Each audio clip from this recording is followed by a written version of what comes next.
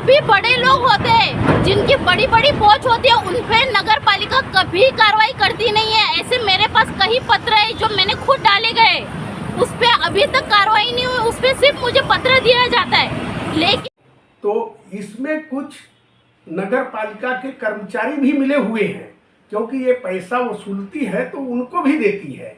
इसलिए नगर पालिका के ऊपर ये बंदूक रख करके और लोगों को डरा करके धमका करके पैसा वसूलती है।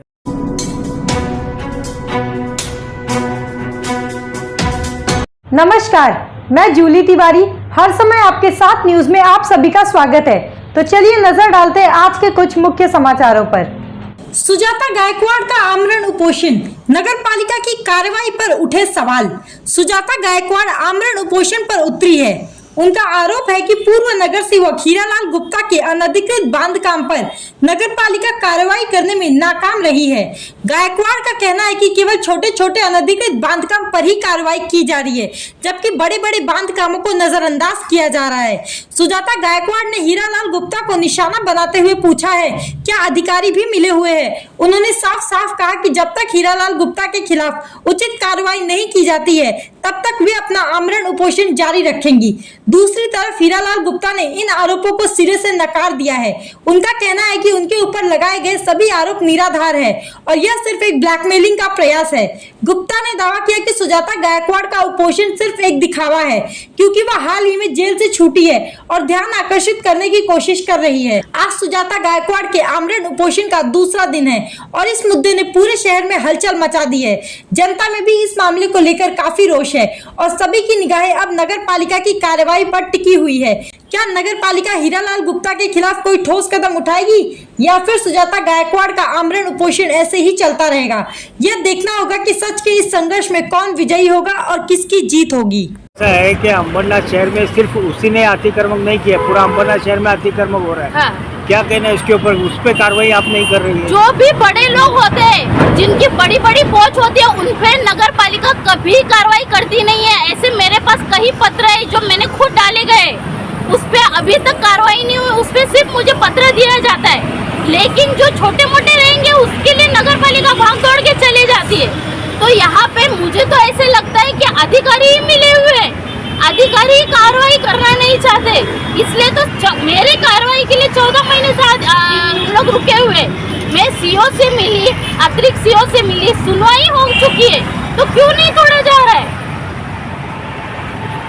अगर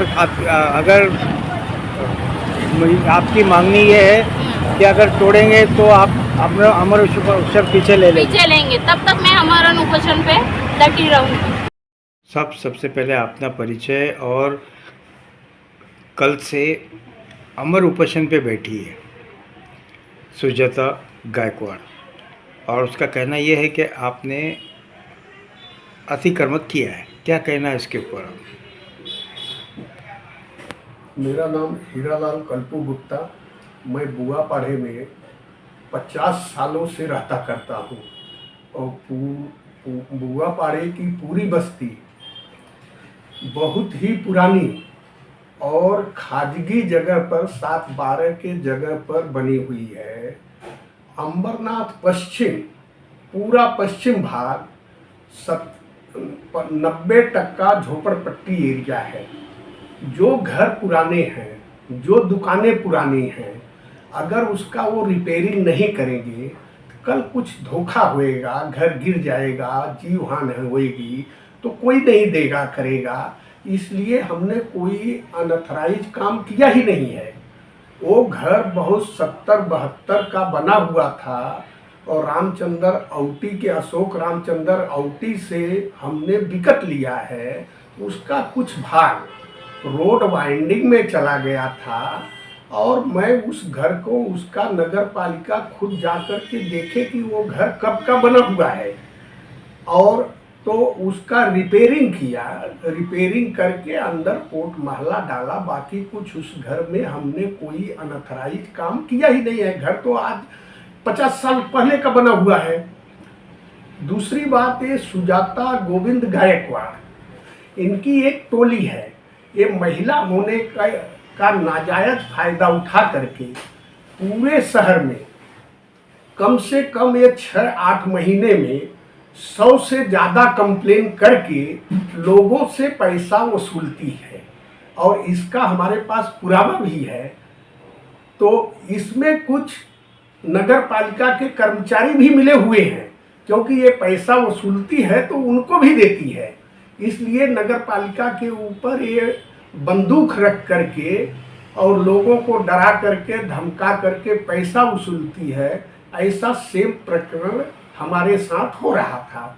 2 टाइम इसको समझाने के बाद नहीं मानी तो हमारे से 2 लाख रुपए का डिमांड कर रही थी।